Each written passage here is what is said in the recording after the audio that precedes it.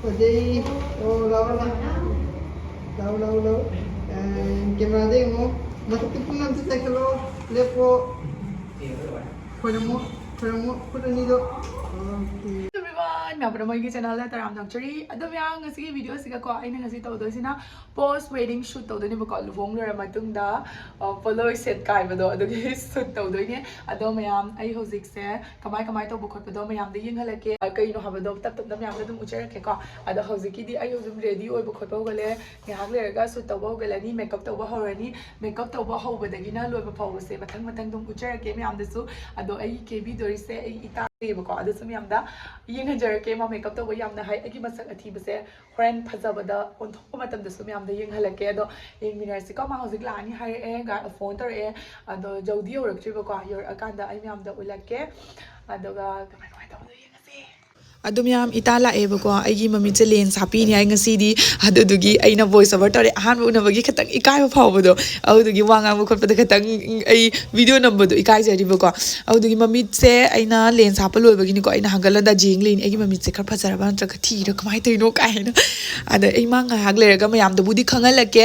sida le re aigi decoration adu ko mayam khwai dagi aina pamja ba ga di Potloi se khupha jama Potloi se khoi gi green stone ga thil le da na ko ano ba thok lak pa Potloi ni hai tare aduga ni jamna lum ka larga yingbada khoi mit mapung oi bado adu oi ba ko khupa jama chadana fajai actual da di real da na hele do ita do sida leire manga ingon de ke video ne aduga jeng asiko ai ngasi masak athiba se kamaina phaja halak pado mayam de ying halage mana ngasi mamit ka se loina lauhan doine ado ke badi yamna heavy da ke roi ko khara dum chamtak oina ke ni mana siga keba hogale aigi masak se do aigi masak sandak marak mayang su kara kangbagi yamna thijan basak to oireba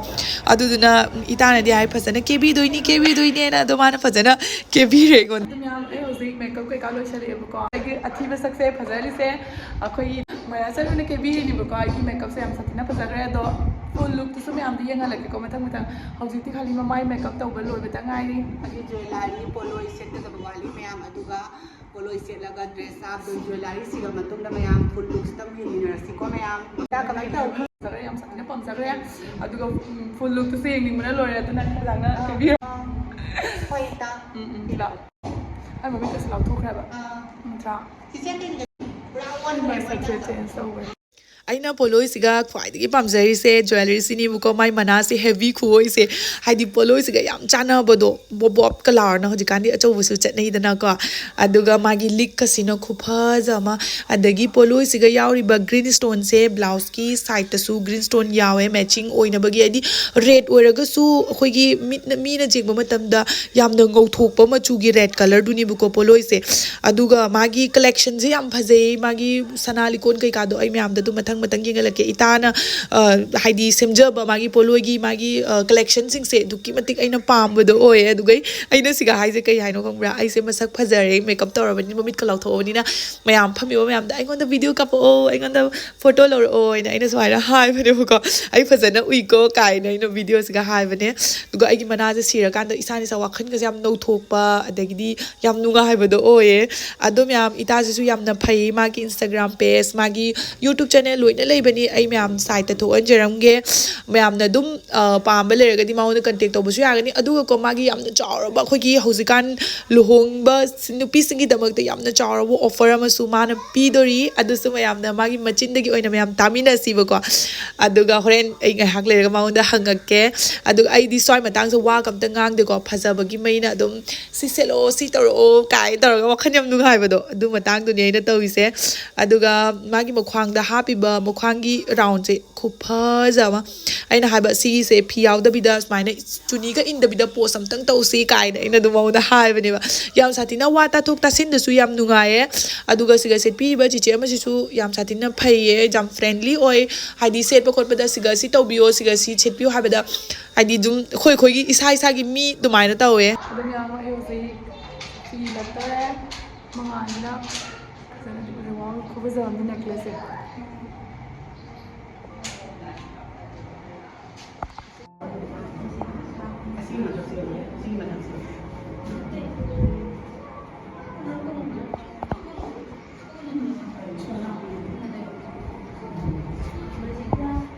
사망한 스네네 제일 큰도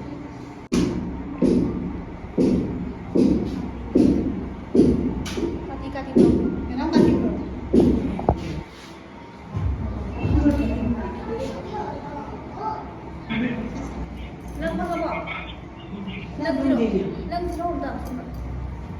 이거 너 많이 생각해.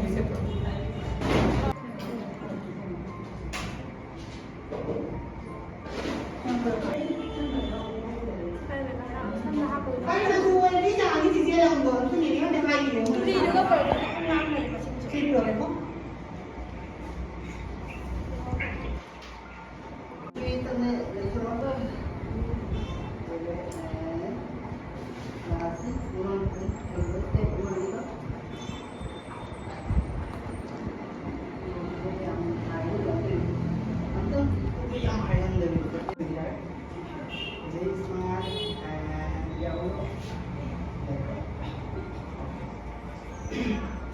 Kamay tawag may kapsaytan. Yang satu na pamzara, yang satu na ꯑꯩꯒꯤ ꯃꯁꯛ ꯐꯖꯕꯁꯦ ꯑꯩꯈꯣꯏ ꯏꯃꯥꯟꯅꯕꯤ ꯑꯩꯈꯣꯏ ꯏꯇꯥꯁꯤꯅ ꯑꯩ ꯁꯦꯝꯗꯣꯛꯄꯤꯈ꯭ꯔꯦ ꯐꯖꯅ ꯑꯃꯤꯇꯥꯒꯤ ꯃꯥꯒꯤ ꯗ꯭ꯔꯦꯁꯁꯦ ꯑꯍꯥꯟꯕ ꯑꯣꯏꯗꯣꯏꯅꯦꯕꯀꯣ ꯃꯥꯒꯤ ꯑꯍꯥꯟꯕ ꯅꯧꯅ ꯄꯨꯊꯣꯛꯆꯕꯅꯤ ꯑꯗꯣ ꯑꯍꯥꯟꯕ ꯑꯣꯏꯕꯒꯤ ꯅꯪ ꯃꯌꯥꯝꯗ ꯀꯩꯀꯩ ꯑꯣꯐꯔ ꯄꯤ Ita, ꯑꯩꯒꯤ ꯁꯥꯏꯠꯇꯒꯤ ꯑꯣꯏꯔꯣꯀꯣ ꯅꯪꯒꯤ ꯁꯥꯏꯠꯇꯒꯤ ꯑꯣꯏꯔꯣꯀꯣ ꯑꯂꯥꯛꯄ ꯀ꯭ꯂꯥꯏꯟꯁꯤꯡꯗꯀꯣ ꯏꯇꯥ ꯑꯩꯗꯤ ꯍꯟꯗꯛꯁꯦ ꯋꯥꯡꯈꯩ ꯐꯤꯗꯨꯛ ꯑꯃꯃꯝ ꯑꯦꯕ꯭ꯔꯤ ꯀꯩꯅꯥ ꯈꯨꯗꯤꯡꯃꯛꯀꯤꯀꯣ ꯑꯩ ꯑꯣꯐꯔ ꯇꯧꯊꯣꯛꯀꯅꯤ ꯍꯟꯗꯛꯀꯤ ꯁꯤꯖꯟꯒꯤꯀꯣ ꯀꯔꯤꯅꯣ ꯍꯥꯏꯕꯗꯗꯤ ꯑꯍꯥꯟꯕ ꯊꯣꯛꯄꯅꯤꯅꯀꯣ ꯃꯌꯥꯝ ꯑꯣꯐꯔꯁꯨ ꯌꯥꯝ ꯆꯥꯎꯕ ꯑꯃ ꯂꯩꯔꯦ ꯑꯗꯨ ꯄ꯭ꯔꯥꯏꯁꯁꯨ ꯌꯥꯝꯅ ꯑꯍꯣꯡꯕ ꯃꯃꯜꯗ ꯃꯥꯅ ꯄꯤꯗꯣꯏꯅꯦꯕꯀꯣ ꯅꯠꯇ꯭ꯔꯣ ꯑꯗꯨꯗꯁꯨ ꯅꯠꯇꯅ ꯄ꯭ꯔꯥꯏꯁꯁꯨ ꯍꯣꯡꯉꯤꯅ ꯑꯗꯨ ꯃꯌꯥꯝꯅ ꯑꯗꯨꯝ ꯁꯦꯠꯍꯟꯅꯤꯡꯕ ꯂꯩꯔꯒꯁꯨ ꯃꯌꯥ ꯆꯅꯨꯗ ꯀꯟꯇꯦꯛ ꯇꯧꯕ ꯌꯥꯔꯅꯤ ꯑꯩ ꯃꯥꯒꯤꯅꯦ ꯏꯇꯥꯒꯤꯅꯦ ꯃꯥꯒꯤ ꯃꯣꯕꯥꯏꯜ ꯅꯝꯕꯔꯒ ꯑꯗꯨꯗꯒꯤ ꯃꯥꯒꯤ ꯏꯟꯁꯇꯥꯒ꯭ꯔꯥꯝ ꯄꯦꯖꯀ ꯊꯝꯖꯔꯝꯒꯦꯕꯀꯣ ꯃꯌꯥꯝꯅ ꯑꯗꯨꯝ ꯃꯉꯣꯟꯗ ꯃꯦꯁꯦꯖ ꯇꯧꯁꯜꯂꯣ ꯑꯗꯨꯝ ꯍꯥꯏꯅꯤꯡ ꯈꯣꯠꯅꯤꯡꯕ ꯂꯩꯔꯒꯁꯨ ꯃꯉꯣꯟꯗ ꯃꯦꯁꯦꯖ ꯇꯧꯕ ꯈꯪꯗꯦ ꯐꯣꯟꯁꯨ ꯅꯝꯕ ꯂꯣꯏꯅꯃꯛ ꯌꯥꯔꯅꯤ ꯑꯩꯁꯤꯒ ꯐꯣꯟ ꯅꯝꯕꯔ ꯊꯣꯛꯍꯜꯂꯝꯒꯦꯕꯀꯣ ꯁꯤ ꯂꯩꯔꯤꯕ ꯈꯨꯗꯤꯡꯁꯦꯀꯣ ꯈꯔ ꯈꯛꯇꯪ ꯁꯨꯃꯥꯏꯅ ꯆꯦꯟꯁꯤꯜꯂꯛꯑꯒꯅꯦ ꯎꯆꯦꯛ ꯃꯊꯛ ꯀꯥꯔꯒꯅꯦ ꯌꯥꯝꯅ ꯐꯤꯗꯨ ꯄꯥꯏꯗꯕ ꯐꯤꯗꯨꯅꯤ ꯅꯣꯡꯃꯗꯤ ꯄꯥꯏꯕ ꯐꯤ ꯄꯥꯏꯗꯕ ꯑꯗꯣ ꯃꯌꯥꯝ ꯁꯤꯗꯩꯁꯤꯗ ꯑꯩꯒꯤ ꯚꯤꯗꯤꯑꯣ ꯀꯥꯞꯄꯤꯕ ꯚꯤꯗꯤꯑꯣꯒ꯭ꯔꯥꯐꯔꯁꯦ ꯗꯗꯥ ꯀꯧꯗꯣꯏ ꯏꯅꯥꯎꯅꯨꯄꯥ ꯀꯧꯗꯣꯏꯔꯗꯤ ꯈꯪꯗ꯭ꯔꯦꯀꯣ ꯌꯥꯝ ꯁꯥꯊꯤꯅ ꯅꯨꯡꯉꯥꯏꯌꯦ ꯋꯥꯔꯤ ꯁꯨꯅꯕ ꯈꯣꯠꯅꯕ ꯌꯥꯝ ꯁꯥꯊꯤꯅ ꯐ꯭ꯔꯦꯟꯂꯤ ꯑꯣꯏ ꯑꯗꯨꯝ ꯄꯣꯁ ꯅꯨꯡ ꯇꯥꯛꯄꯗ ꯑꯩꯈꯣꯏ ꯏꯁꯥꯒꯤ ꯃꯤ ꯑꯗꯨꯃꯥꯏꯅꯀꯣ ꯌꯥꯝ ꯁꯥꯊꯤꯅ ꯅꯨꯡꯉꯥꯏꯖꯕꯗꯣ ꯏꯀꯥꯏꯕ ꯐꯥꯎꯗꯕꯗꯣ ꯑꯣꯏꯌꯦ ꯑꯗꯣ ꯃꯌꯥꯝꯅꯁꯨ ꯊꯣꯏꯗꯣꯛ ꯍꯦꯟꯗꯣꯛꯅ ꯑꯗꯨꯝ ꯈꯪꯅꯔꯕ ꯑꯩꯈꯣꯏ ꯀꯁꯥꯔꯒꯤ ꯈ꯭ꯋꯥꯏꯗꯒꯤ ꯃꯃꯤꯡ ꯆꯠꯂꯕ ꯚꯤꯗꯤꯑꯣꯒ꯭ꯔꯥꯐꯔꯅꯤ ꯍꯥꯏꯇꯥꯔꯦ ꯑꯗꯨꯒ ꯌꯥꯝ ꯁꯥꯊꯤꯅ ꯀ꯭ꯂꯤꯌꯔ ꯑꯣꯏ ꯑꯗꯨꯗꯁꯨ ꯅꯠꯇꯅ ꯑꯩꯈꯣꯏꯒꯤ ꯃꯤꯒꯤ ꯃꯁꯛꯁꯨ ꯐꯖꯍꯜꯂꯦ ꯃꯁꯛꯇꯣ ꯌꯥꯝ ꯐꯖꯍꯟꯕꯗꯣ ꯑꯣꯏꯌꯦ ꯑꯩꯗꯤ ꯃꯦꯀꯞꯅꯒ ꯐꯖꯍꯟꯕꯅꯦ ꯐꯣꯇꯣꯅꯒ ꯐꯖꯍꯟꯕꯅꯦ ꯂꯣꯏꯔꯦ ꯍꯟꯗꯛꯀꯤ ꯃꯇꯥꯡꯁꯦ एकदम ꯑꯩꯅꯦ ꯍꯥꯏꯕ ꯊꯥꯖꯗ꯭रे ꯑꯗꯨꯅ ꯃꯌꯥꯝ ꯃꯣꯏꯗ ꯀꯟꯇꯦꯛ ꯇꯧꯅꯤꯡꯕ ꯂꯩꯔꯒꯁꯨ ꯑꯩ ꯁꯥꯏꯠꯇ ꯚꯤꯗꯤꯑꯣꯒ꯭ꯔꯥꯐꯔꯒꯤ ꯏꯟꯁꯇꯥꯒ꯭ꯔꯥꯝ ꯄꯦꯖ ꯊꯝꯖꯔꯝꯒꯦ ꯑꯗꯨꯒ ꯐꯣꯇꯣꯒ꯭ꯔꯥꯐꯔꯒꯤꯁꯨ ꯊꯝꯖꯔꯝꯒꯦꯕꯀꯣ ꯐꯣꯇꯣꯒ꯭ꯔꯥꯐꯔꯒꯤꯅ ꯁꯥꯏꯠꯇ ꯂꯩꯔꯦ ꯃꯣꯅꯣꯁ ꯑꯁꯤꯁꯦ ꯑꯣꯏꯗꯣꯏꯅꯦ ꯑꯗꯣ ꯃꯌꯥꯝꯅ ꯑꯗꯨꯝ ꯄꯥꯝꯕ ꯂꯩꯔꯒꯁꯨ ꯃꯣꯏꯗ ꯀꯟꯇꯦꯛ ꯇꯧꯕꯤꯌꯣ ꯑꯗꯣ ꯑꯩꯁꯦ ꯍꯧꯖꯤꯛ ꯃꯊꯪ ꯃꯣꯏꯅ ꯄꯣꯁ ꯇꯥꯛꯄꯤꯔꯤꯅꯤꯀꯣ ꯑꯗꯨꯒ ꯚꯤꯗꯤꯑꯣꯗꯨꯗꯤ ꯑꯩꯒꯤ ꯏꯟꯁꯇꯥꯒ꯭ꯔꯥꯝ ꯄꯦꯖꯇ ꯂꯥꯛꯀꯅꯤ ꯑꯩꯒꯤ ꯏꯟꯁꯇꯥꯒ꯭ꯔꯥꯝ ꯄꯦꯖꯇ ꯃꯌꯥꯝ ꯆꯠꯂꯒ ꯌꯦꯡꯕꯤꯌꯣ ꯑꯩ ꯃꯈꯥꯗ ꯗꯤꯁꯀ꯭ꯔꯤꯞꯁꯟꯗ ꯂꯤꯡꯛ ꯍꯥꯞꯆꯔꯝꯒꯦꯀꯣ ꯑꯩꯒꯤ ꯏꯟꯁꯇꯥꯒ꯭ꯔꯥꯝ ꯄꯦꯖꯁꯨ ꯊꯣꯛꯍꯜꯂꯝꯒꯦ ꯁꯤꯒ ꯃꯌꯥꯝꯅ ꯗꯦꯀꯣꯔꯦꯁꯟ ꯇꯧꯅꯤꯡꯕ ꯂꯩꯔꯒꯁꯨ ꯑꯩ ꯏꯅꯥꯎꯅꯨꯄꯥꯒꯤ ꯑꯦꯀꯥꯎꯟꯁꯦ ꯊꯝꯖꯔꯝꯒꯦꯀꯣ ꯑꯗꯨꯒ ꯃꯉꯣꯟꯗ ꯗꯦꯀꯣꯔꯦꯁꯟꯒꯤ ꯍꯥꯏꯅꯤꯡꯕ ꯂꯩꯔꯒꯁꯨ ꯑꯗꯨꯝ ꯀꯟꯇꯦꯛ ꯇꯧꯕ ꯌꯥꯔꯅꯤ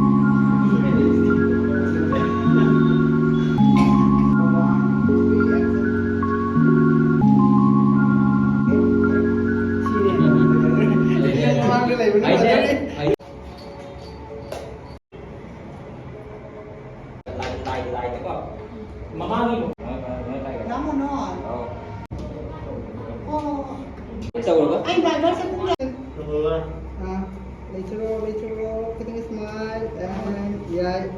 nanti memang dulu. Ya betul. Memang kau pergi mau ni kan? Nang matang cai, kuda ni jangan manggalu. Ya deh, memang ni mau aja. Muy de simple pero.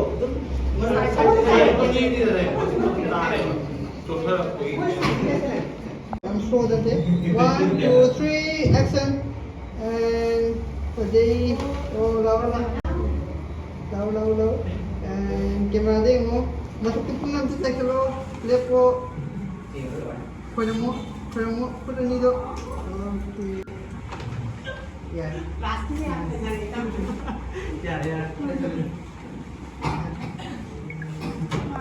Adom yam ichanupina lasta poloi khongre adugal moi da dasing jam phai moi bani kan nga sana na lei ado ngasi gi lohong basidi bor yawdana loishan gre adom yam na pami batara gadi like share subscribe to biramo aduga egi tamadi videographer photographer yam na contact to ningba lera gadi Instagram page ha pa bani na adum to ba yarani do video se size ga loishin jaragi ko bye myam